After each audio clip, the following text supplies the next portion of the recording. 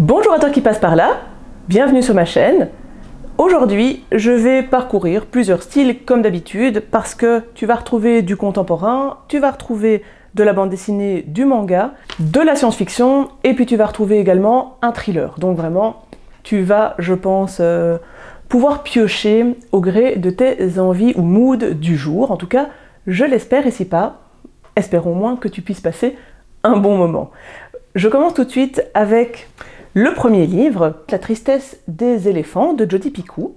On est aux éditions Babel et c'est un roman qui est traduit de l'anglais par Pierre Girard. Ce livre ne devrait pas être inconnu parce qu'il s'agit d'un des choix que je t'avais proposé dans Choisis ma future lecture. Et pour être très honnête, je dois faire mon mea culpa parce que j'ai un peu triché.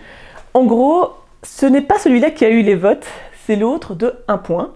J'avais commencé, c'est tout ce que j'aimais, et je l'ai mis en pause, et puis je n'arrivais pas à le continuer, et récemment j'ai eu envie de lire La tristesse des éléphants, et je me suis dit, vaut mieux un sur les deux, je lirai tout ce que j'aimais plus tard, mais donc ça m'a aidé en tout cas à sortir ça, même si je n'ai pas tout à fait respecté l'engagement, j'espère que tu ne m'en voudras pas. En tout cas, celui-ci, je l'ai lu grâce aux différents votes, aux différents arguments qui sont ressortis sous la vidéo, et donc voilà, ça a quand même eu un impact positif. Alors au niveau de l'histoire, parce que trêve d'introduction, Jenna a 13 ans et elle veut retrouver sa mère. Sa mère, Alice, a disparu il y a déjà 10 ans, et donc Jenna va demander de l'aide à Virgile, le policier qui avait enquêté au moment de la disparition de sa mère, et à Serenity, une voyante, voilà, de l'aider également. Donc les chapitres s'alternent avec les différentes voix des personnages centraux, et c'est un petit peu en alternance parce que on va suivre Virgile, Serenity, Jenna et Alice. Donc on a vraiment plusieurs temporalités et plusieurs voix. Le récit est quand même malgré tout centré sur l'enquête qui est menée par Jenna, ce qui est assez original puisque c'est une enfant de 13 ans, rappelons-le. Et c'est l'occasion pour le lecteur de découvrir l'avant-disparition aussi, puisqu'on va suivre Alice. Alors un autre élément central de cette histoire, c'est les liens qui sont faits avec les éléphants et donc la place qui est accordée à cet animal et à la nature en général, parce que, bah oui, on va parler d'éléphants, et on en parle de manière un petit peu scientifique aussi, ce qui est assez sympa finalement. La maman, Alice, travaillait dans un refuge pour éléphants au moment de sa disparition. Donc la vie menée avec les éléphants est importante et prend une place. À savoir aussi qu'Alice est scientifique et elle étudie les éléphants, en particulier leur comportement face à la tristesse, je te le donne en mille, au deuil, etc. Voilà, je ne t'en dis pas plus, à toi de découvrir l'histoire, mais je voulais parler en tout cas de l'écriture qui est simple, il n'y a pas de tournure complexe, pas de vocabulaire riche. Certaines voix s'expriment au présent, d'autres au passé. Il y a un bon sentiment de proximité avec les personnages et c'est une écriture qui est très terre à terre. Et en même temps, avec cette simplicité, Jodi Picoult sait nous tenir en haleine, piquer notre curiosité, nous donner envie de poursuivre alors que ce n'est pas un tout petit roman. Elle arrive à mêler les dialogues, l'environnement des animaux, des termes ou en tout cas des explications scientifiques et de l'action, une enquête. Donc franchement, c'est un bon petit combo. L'histoire, si on passe quelques facilités scénaristiques, parce que par exemple tout le monde aide trop facilement Jenna, en plus comme elle a de l'aide d'un policier et d'une voyante, bon évidemment elle récolte des informations parfois un petit peu facilement, et puis Serenity est une voyante, donc il faut aussi accepter un petit peu ce côté paranormal.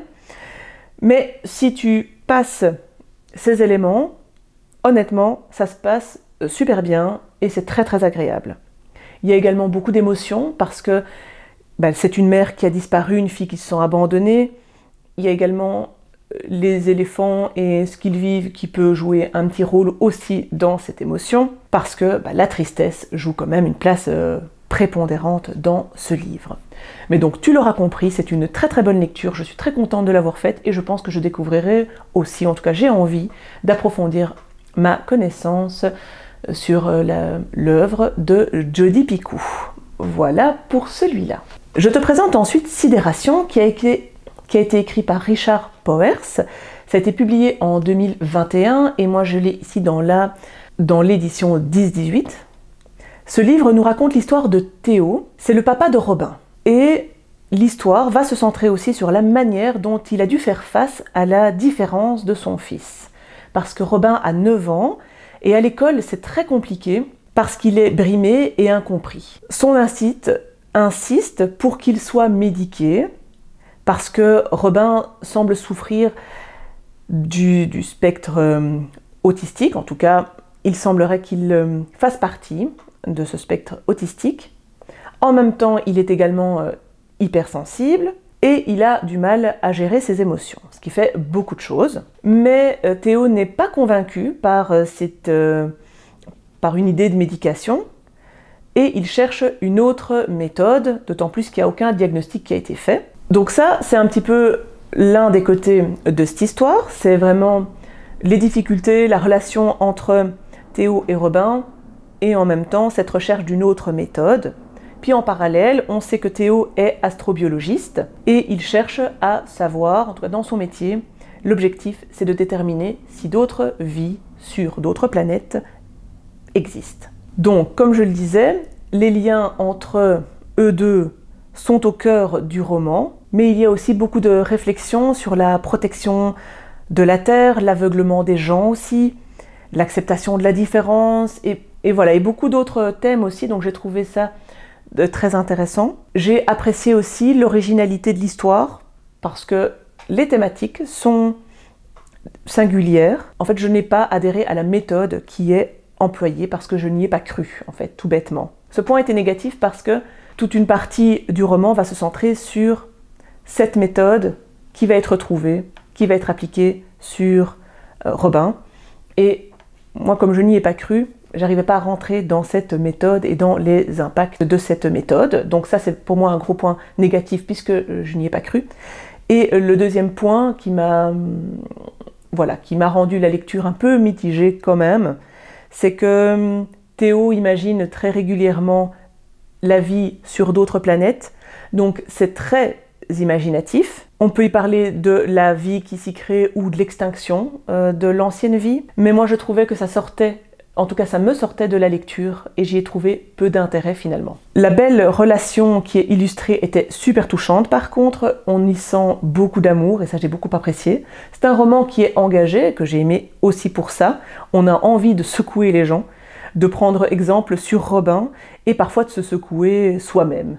Donc voilà, l'écriture aussi est très agréable, il n'y a rien de spécial à dire, donc c'est une bonne lecture, mais il y a quelques aspects que j'ai un petit peu moins appréciés. J'enchaîne avec le manga Reset de Tetsuya Tsutsui. On est aux éditions Kiun, c'est un seinen. Il a été publié en 2005. Ce qu'il s'y passe, c'est que mystérieusement, des personnes se suicident après avoir vu apparaître un message au niveau électronique. Ils voient apparaître un message dans les airs. Et ce message est le suivant: votre vie est un échec, appuyez sur Reset. Et après cela, ils se suicident. On suit une jeune femme dont le mari vient de se suicider et un jeune homme qui essaye de comprendre et d'arrêter ce flot de décès. Alors en parallèle, on apprend aussi que le mari qui s'est suicidé jouait à un jeu vidéo intitulé Dystopia. Est-ce que c'est lié? Bon, je suis la reine du suspense, je pense que tu as compris que oui, mais à toi de voir en quoi, pourquoi et comment ça va évoluer évidemment. Franchement, c'est un manga qui se lit très rapidement, je l'ai lu d'une traite. Il se lit vite parce que les actions se font et s'enchaînent très rapidement. J'ai été un peu déçue parce que ça va trop vite. On n'installe pas assez les personnages ne sont pas assez creusés et l'intrigue pour moi n'a pas assez de corps. Il n'y a pas assez d'explications satisfaisantes et donc on traverse l'histoire et il n'y a pas assez d'assises. Heureusement, il y a une ambiance qui est quand même bien installée et bien présente, ça fonctionne, c'est pesant, c'est un peu angoissant. Les jeux vidéo aussi contribuent à donner une thématique et une ambiance qui colorent bien ce manga noir. Et puis, il y a différentes moralités aussi, même si là aussi c'est très vite amené. Donc voilà, je suis très mitigée par rapport à cette lecture et j'ai trouvé ça, voilà, clairement en demi-teinte. J'ai été très déçue et je trouve... c'est dommage parce que vraiment j'avais beaucoup d'attentes. J'avais envie de le lire depuis très longtemps et ça augurait pas mal de très très bonnes choses. Retour à la science-fiction maintenant avec Autorité de Jeff Vandermeer, qui est le deuxième tome de la trilogie du Rempart Sud. Je suis ici au livre de poche et il a été publié en 2014. C'est donc une suite directe, il faut d'abord lire le premier avant de le lire. Je pense que les lire indépendamment, c'est pas l'idéal. Donc dans le premier tome, on apprend que le Rempart Sud jouxte une zone qu'on nomme zone X. Des expéditions ont été infructueuses et l'objectif de ces expéditions, c'est vraiment de comprendre ce qui se joue dans cette zone, pourquoi les gens, finalement, les autres expéditions ne sont pas revenues, parce qu'il y a eu finalement peu de résultats et peu de retours d'autres personnes. Quand il y en a eu, les gens reviennent différents, effrayés, et plein d'autres choses encore. Dans le premier tome, on suit la 12e expédition. Certaines choses s'y passent évidemment, et tout le monde ne revient pas. Et dans ce deuxième tome, on va se focaliser sur l'une des personnes qui est revenue, et les questionnements qu'on va lui poser, se faire, parce que les dirigeants du Rempart Sud, évidemment, veulent comprendre. Et comme quelqu'un est de retour, ils sautent sur l'occasion pour essayer de mieux comprendre ce qu'il s'est passé dans cette zone X et au cours de cette 12e expédition. Pour moi, c'est vraiment un tome, un roman à ambiance et à enquête. C'est pas vraiment un roman d'action, ce qui n'est pas grave quand c'est bien fait. Pour parler de ce qui est positif, en tout cas de ce que j'ai apprécié ou ce que j'y ai retrouvé, ou ce que tu peux retrouver, c'est donc un livre avec une ambiance mystérieuse. Pour moi, c'est vraiment le maître mot de ce roman et de ma lecture, parce qu'on ne comprend pas ce qu'il se passe au niveau des personnages. L'auteur cherche réellement, concrètement, à nous perdre, et c'est réussi. On oscille tout le temps entre la folie, la raison. La narration est également super nébuleuse et super fouillie, super mystérieuse. Beaucoup de super, mais c'est pour te montrer à quel point c'est très présent. On a peu de clés de compréhension et on passe d'une idée à l'autre sans lien parfois, ce qui rend la lecture assez complexe parce que très décousue. J'avoue que je n'ai pas aimé du tout ma lecture parce que je n'ai pas su rester accrochée. J'ai pas trouvé d'intérêt du coup et je décrochais. Et quand on saute quelques lignes ou quand on lit sans lire, eh bien, il nous faut soit relire, soit encore moins comprendre. Donc la lecture était quand même assez pénible. J'ai peu été sensible à l'ambiance parce que finalement, comme je ne comprenais pas, eh bien, j'étais énervée avec ce sentiment d'être baladée et de ne pas comprendre et puis d'ennui aussi. On est principalement sur le passé et le présent de la direction, de ce qui arrive maintenant et donc les enquêtes qui sont menées pour comprendre ce qu'il s'est passé. Comme je le disais, il y a peu d'action, donc l'histoire avance peu et on est dans cette enquête et dans les idées des personnages. Les personnages sont toutefois assez intéressants, ils se posent beaucoup de questions, mais les liens entre eux sont aussi bizarres. Il y avait pas mal de non-sens, surtout entre la relation entre la mère et le personnage central, par exemple. Donc voilà, en résumé, je pense que tu l'auras compris parce qu'en plus mon non-verbal parle de lui-même, mais j'ai pas apprécié cette lecture. Je n'ai pas su accrocher au style, et donc je n'ai pas su rentrer dans l'histoire. Si toi tu accroches au style, je pense que tu peux adorer, à contrario de moi, de mon ressenti. Je ne sais pas si je vais réussir à sortir le 3, alors là peut-être que je vais compter sur toi. Si tu as lu ce 3e tome, dis-moi si c'est pareil que dans le 2e, plus proche du premier, ou encore dans un autre genre, un autre style. Je serais très intéressée de savoir ce que tu as pensé de ce tome 1, 2 et 3. Et peut-être que là, ça va m'aider à le sortir pour terminer cette trilogie. Un petit peu de thriller avec Hidden Pictures de Jason Rekulak. On est aux éditions Brajlon Terreur et ce roman a été publié là en 2022. C'est l'histoire de Mallory qui a 21 ans, qui sort d'un centre de désintoxication et qui cherche un travail. Bon, déjà, c'est une héroïne qui sort un petit peu des standards. Son parrain lui propose de postuler à une offre d'emploi, donc c'est bien son parrain dans le cadre de sa cure de désintoxication. Il lui propose donc de postuler pour devenir babysitter, jeune fille au père, voilà. Alors elle décroche le job, hein, parce que sinon il n'y aurait pas d'histoire, et elle doit donc s'occuper de Teddy, qui est le petit garçon de la famille, pendant un été, juste avant qu'il n'entre en maternelle. Tout se passe à merveille pendant quelques temps. Mallory trouve son rythme, le quotidien est rythmé par des petits rituels et des habitudes. Hein. Et puis, il y a un basculement parce que Mallory va recevoir des dessins assez inquiétants de la part de Teddy, puisqu'il dessine beaucoup de choses, et à un moment, elle va recevoir des dessins un peu plus troublants. Il dessine Anya, son amie imaginaire. Voilà pour l'histoire, c'est vraiment un petit page-turner. C'est super frais, super léger, alors pas au niveau de l'histoire parce que c'est quand même un peu effrayant, pas énormément, mais quand même, ça peut, si tu es sensible à cette ambiance-là et si tu es pris par l'histoire, tu peux un petit peu frissonner, mais c'est le style qui rend le livre et le roman très frais, très léger. On se pose quand même beaucoup de questions sur l'état de santé, la véracité ou non de cette amie Anya. Au niveau du style, il y a tout ce qu'on peut trouver. J'ai rien de spécial à dire, à part que c'est très efficace, il y a beaucoup de dialogue aussi, il y a de l'action, et c'est très ancré dans le présent, donc c'est très rythmé. Les persos ne sont pas hyper développés, mais c'est une héroïne qui change. L'objectif, c'est la détente, et c'est très réussi. On pense à sa lecture, on reste accroché, on a envie de terminer. Voilà, pour moi, le seul bémol, c'est la fin au niveau de l'explication. C'est un peu trop gros pour moi. Mais si tu passes ça, si tu lâches prise et que tu acceptes l'explication de l'auteur, tu vas adorer, parce que ça fait passer un bon moment, c'est indéniable, et on peut être surpris aussi par la fin. Voilà, je ne suis pas sûre que ça restera dans mes tops, mais en tout cas je suis très contente de l'avoir lu, il m'a fait passer un excellent moment. Je termine ce topo lecture avec un graphique que j'ai énormément aimé, c'est Racine, qui a été écrit et illustré par Lou Luby. C'est une BD qui est sortie en 2024. Cette BD est géniale, j'ai adoré, et je donne directement le ton parce que j'ai pas envie de garder le suspense. Ici, Lou Luby prend le parti de nous parler des cheveux, et plus particulièrement des cheveux crépus. Et il y a de la matière, c'est le cas de le dire. On va suivre Rose, petite fille, puis jeune femme, qui est réunionnaise, blanche, avec des cheveux crépus.